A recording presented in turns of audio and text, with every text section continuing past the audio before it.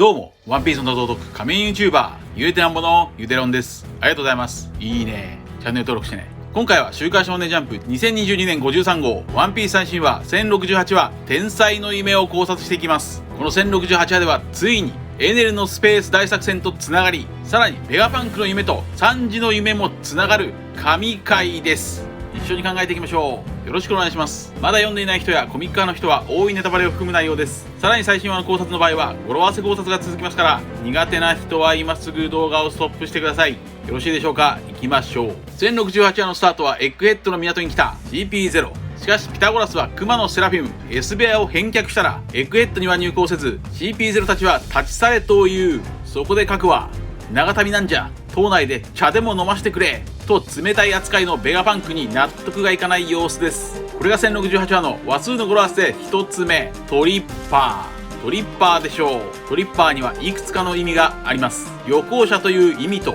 つまずく人、幻覚を見る人、この3つです。ここでの核は旅行者のトリッパーでしょう。さらに1068話で核は残り2つのトリッパー、つまずく人と幻覚を見る人、どちらも描かれます。とにかくピタゴラスの対応を不審に思ったロブルッチはここ2ヶ月政府の船がエッグヘッドから戻らないエッグヘッド失踪事件について話しています。この事件はルッチが仕掛けたベガパンクへの陽動でしょうか、それとも本当に失踪事件が起きているのか、どちらなのか分かりませんが、ルッチはベガパンクの命を狙っていますから、そのことを感づかれたと考えてエッグヘッドに強引に入ります。その方法はなんとセラフィム S 部屋の能力腎臓ニキニキの実によってエッグヘッドへ入るようです。これが1068話の話数の語呂合わせ2つ目、ドロンパ。ドロンパでしょう。1068話の展開予想は2週間前このように考えました。こちらです。次に1068話の反転話数も考えましょう。1068話をひっくり返すと861話、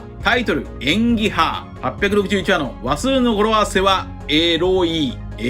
サンジがプリンからエロガッパと呼ばれています。また一方で騙す、出ていくというキーワードも見えてくるでしょう。861話のタイトルは演技派ですから、強引に侵入した CP0 たちがエッグヘッドの住人ホログラムたちの演技に騙されてしまうのか。1068話の話数の語呂合わせ予想2つ目はドロンパ。ドロンパというのはどうでしょうか。ベガパンクがどこかへ行きたいなら、クマが持っていたニキニキの実でパッと移動できるはずです。もしくはドロンとは忍者が消える時の擬音ですから、ルフィたちを騙すためにエッグヘッドの住人たちがホログラムのようにドロンと消えるのか。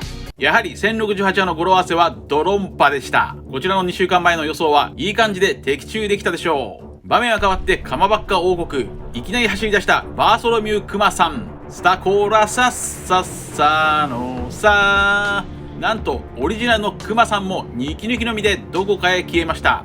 これも語呂合わせドロンパ。クマが向かった先はおそらくエッグヘッドでしょう。それは2週間前に考えたようにボニーの身に危険が迫ったからだと考えます。さらに場面は変わってエッグヘッドのスクラップ場。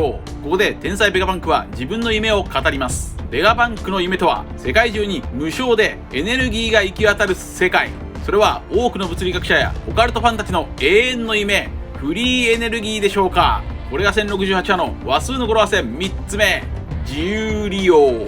自由利用でしょう。8は日本語で8日のようです。そんな見えないエネルギーを追い求めるベガパンクですが、それを追い求めていくと古代のロボット兵を動かしていた古代エネルギーに近づいてしまうという。それは同時に空白の100年に近づく。だからベガパンクは世界政府に命を狙われていると言います。そんなベガパンクが言う無償のエネルギーとは何か。それはおそらく地上の太陽と呼ばれる核融合発電でしょうか。核融合発電とは現在の原子力発電とは異なるものです。原子力発電はウランやプルトニウムなど希少で危険な放射性物質を使って発電しますが、核融合発電なら水素やヘリウムといった地球上に広く存在する物質を利用して発電するので、資源不足が発生せず暴走事故も起こらず安全性が高い発電方法だそうです。それは地上の太陽とも呼ばれている。核融合発電が実現するのは2030年あたりだと予測されています。これがおそらくベガパンクの夢でしょう。ここで注目したいのは古代兵器の名前です。原子力発電ではウランやプルトニウムが使われていますが、ウランの語源は神の名前ウラヌス、プルトニウムの語源は神の名前プルトンです。ちなみに広島に投下されたのがウラン原爆で、長崎に投下されたのがプルトニウム原爆です。そのように考えると、古代兵器とは原子力発電と同じくウランやプルトニウムで作られている爆弾、原子力爆弾、核兵器、原爆のイメージでしょうか。すると900年前滅ぼされたある王国には原爆が落とされた。その場所はもしかするとエニエスロビーの大穴。とにかくベガパンクの夢とは地上の太陽と呼ばれる核融合発電でしょう。リリス曰く、この島の動力は火だ。火は全てのエネルギーに変換できる。もし消えない炎がこの世にあれば太陽を作れるのに。このように言っていました。エッグヘッドの動力はこちらの動画で考えたように腎臓メラメラの実ではないでしょうか。一方で釈迦は鉄の巨人の動力を再現できないと言っていましたから、古代エネルギーとはメラメラの実ではない。すると前回考えたエネルの悪魔の実、ゴロゴロの実のエネルギーでしょうか。それは扉絵連載エネルのスペース大作戦につながる。月の古代都市はエネルのエネルギーで動いていました。ついに最終章にして月の壁画とつながってきそうです。エネルと月の都市ビルカ、月見博士とスペーシー注意。エネルは箱舟マキシムを雷を動力にして動かし、さらに雷は月の古代都市の動力にもなっていました。そして1068話は168話とつながるでしょう。168話ではミスター3がアラバスタに上陸しており、ミスター3の船を発見したビビは、あの船は確かドロドロの実を動力にしているはずと言っていました。こことつながるなら謎の古代兵器とは悪魔の実の可能性が高いです。それは月の古代都市を動かしたゴロゴロの実なのか。しかしリリースは太陽を作りたいと言っていました。太陽について考えましょう。太陽は何からできているのか。それはほぼ水素からできています。水素とは水から酸素を分離したもので、地球上では一番軽い物質なので空気中に放つと上の方へ広がります。その水素を風船に入れれば空気中で大きな浮力を得られます。夢を語るベガパンクの姿はまるでミスゴールデンウィークのカラーストラップ、夢の虹色。僕はこちらの動画でミスゴールデンウィークはイム様のヒントキャラだと考え、さらにイム様の能力は雨を操れる虹蛇だとも考えました。そしてベガパンクの夢を聞いているルフィの背中には163の文字。それはこちらの動画で考えた語呂合わせイム様。こちらの動画ではベガパンクもイム様のヒントキャラだと考えました。またベガパンクは空気中を指さしてエネルギーは至る所に感じると言っていますが、これが水素でしょうか。水素は空気中にわずかですが含まれています。そんな水素が核融合によって燃えているのが太陽です。太陽の 92% が水素。つまり太陽とは水素からできている。そして水素は海水から得られますから、資源は無限大。水素で核融合発電すればまさに無償のエネルギーが実現できそうです。そのように考えると、月の都市ビルカの資源不足とは電気と太陽の元となる水素のことなのか。それはおそらくブルー水素。ブルー水素とは CO2 を排出しないクリーンな次世代エネルギー。ベガパンクの夢はブルー水素エネルギー。全世界で開発が進む水素エネルギー社会でしょうか。いわばその社会はオールブルー。3時の夢、伝説のオールブルーではなく、ベガパンクの夢はリアルなオールブルー、水素エネルギー社会。そしてオールブルーの語呂合わせはオールブルー。0626の0を省いて626は本物の太陽のもとへ。本物の太陽のもとへ行きたい魚人たちと本物の太陽を作りたいベガパンク。そして1068話とつながる68話で語られたのは3時の夢オールブルー。ブルー水素とオールブルー、このようにつながってきました。しかし海水から水素を取り出してエネルギーに変換するにはかなりのお金がかかります。そこで考えられるのは無償で水素を作れそうな悪魔の実、みずみずの実です。水のロギア系みずみずの実があれば無償のエネルギー資源として使えるでしょう。そのように考えると、月にかつて存在した資源、古代エネルギーとは水素を作れる悪魔の実、みずみずの実。それを天竜人イム様たちが保有している。そんな可能性が浮上します。そしてベガパンクは無償のエネルギーを開発できれば世界から戦争がなくなるという。つまり逆説的には900年前の過去にエネルギー戦争が起こっていた。それがある王国と20の国、世界政府との100年戦争でしょうか。古代エネルギーの動力を奪い合う戦い。世界政府は古代エネルギーを生み出せるみずみずの実を所有している。それこそがマリージョアの国宝なのか。古代エネルギーの動力はみずみずの実なのか。1068話の反転話数861話ではスムージーが水分を絞っていました。さらにサンジがプリンに夢でも見ているようだと言うと、プリンはそれっていい夢？悪い夢？とサンジに聞いています。1068話のタイトルは天才の夢。天才の語呂合わせは天才。1031話タイトルは科学の戦士。もう一つのサンジの夢、女湯を覗けるステルスブラックをサンジが諦めています。女湯とはつまり水です。そして1068話でスーッと消えたベガパンクは実はサンジの夢だったスケスケの実を実現しています。2週間前に話数の理論からこの1068話はサンジの活躍回だと考えましたが、そうではなくベガパンクの夢とサンジの夢が重なる回。ベガパンクの夢はおそらくブルー水素社会、一方サンジの夢はオールブルー。ベガパンクは科学で透明人間になれる。一方もう一つのサンジの夢が透明人間スケスケの実。そのサンジの夢はエロい、つまりエロい。861話、それは1068話の反転話数となっている。なんという天才的なパズル。ベガパンクの夢とサンジの夢の表裏一体。数々のワンピースがつながってベガパンクの夢とサンジの夢のパズルが完成しています。本編の考察に戻りましょう。S 部屋の腎臓ニキニキのみでエクエットに上陸したルッチ×ステューシー。対するシャカは S スネーク、S ホーク、S シャークを出撃準備します。そんな3体のセラフィムの指揮を戦闘丸に任せるという。なんとエクエットに戦闘丸がいるようです。これが1068話の話数の語呂合わせ4つ目、トルーパー。トルーパーでしょう。トルーパーとは動物に乗って戦う兵士、騎兵ですが、ここでのセラフィムたちは映画スターウォーズのクローントルーパーのイメージでしょう。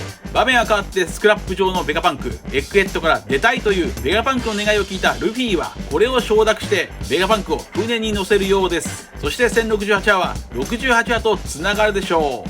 68話ではベガパンクと同じく自分の夢オールブルーのためにルフィの船に乗せてもらうサンジが描かれています。そしてベガパンクは上へ行こうと告げると、なんとスーッと透明になって消えました。これも語呂合わせドロンパ。それはまるでサンジの夢スケスケの実アブサロムやサンジと戦ったベガパンクと同じくマッツに所属していたクイーンもスーッと体を消していました。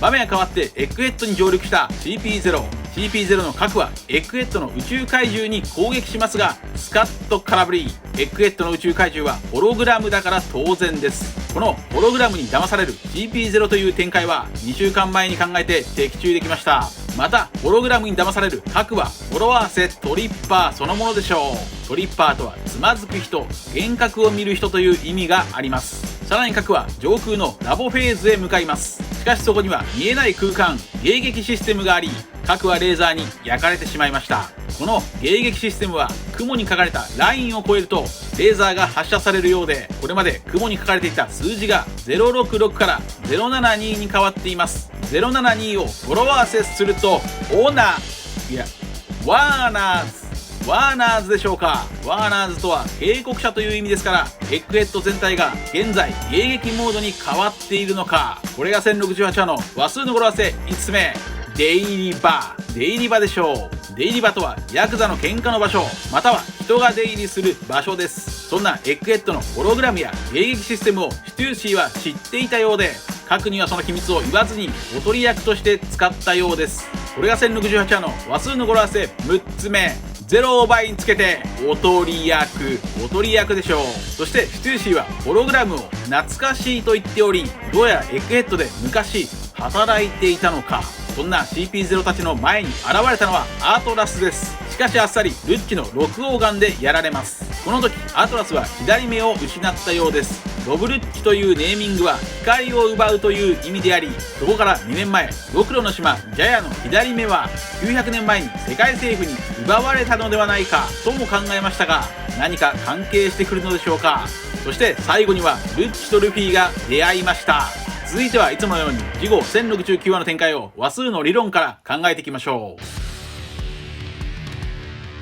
まずは1069話とつながる69話と169話を考えましょう。69話ではジンベエがアーロンを牢屋から解放した話、その魚人アーロンも初登場しています。69話のメイン語呂合わせはロック、錠前でしょう。次に169話ではルフィたちが牢屋に閉じ込められて、スモーカーの海楼石の武器で力が出ないルフィ。169話のメイン語呂合わせは非力でしょうか。次に1069話の反転話数も考えましょう。1069話をひっくり返すと961、タイトル山の神事件。巨大な白いイノシシに人々が飲み込まれ閉じ込められています。この白いイノシシを光月おでんが切って人々を助けます。この時丸飲みにされた家や人は胃の中で町を作っていたとか。961話のメイン語呂合わせはクライシス。クライシスとは危機的な状況という意味です。また黒いという語呂合わせも可能ですから、黒ずみオロチが初登場しています。このように考えると1069話で浮かび上がるキーワードはロック、錠前、非力、クライシスでしょうか。ここから考えていくと危機的な状況ですから、1069話でベガバンクは防衛システムを発動してエッグヘッドの巨大な卵の殻を閉じる。卵をロックして街を飲み込むイメージです。そんな1069話の話数の語呂合わせ予想、1つ目は動力。動力というのはどうでしょうか。巨大な卵が閉じるなら動力の話になりそうです。エッグヘッドの動力は火だと言っていましたから、ここで腎臓メラメラの実が語られるかもしれません。1069話の話数の語呂合わせ予想、2つ目は重力。重力というのはどうでしょうか。巨大な卵の殻が閉じて、さらに反重力によって宙に浮くのか。エッグヘッドの環境内なら反重力装置が機能するとリリースが言っていました。1069話の話数の語呂合わせ予想、3つ目は転落。転落というのはどうでしょうか。黒ひげ VS ローの戦いがいきなり描かれて、ローがやられてワンピース争奪戦から転落してしまうかもしれません。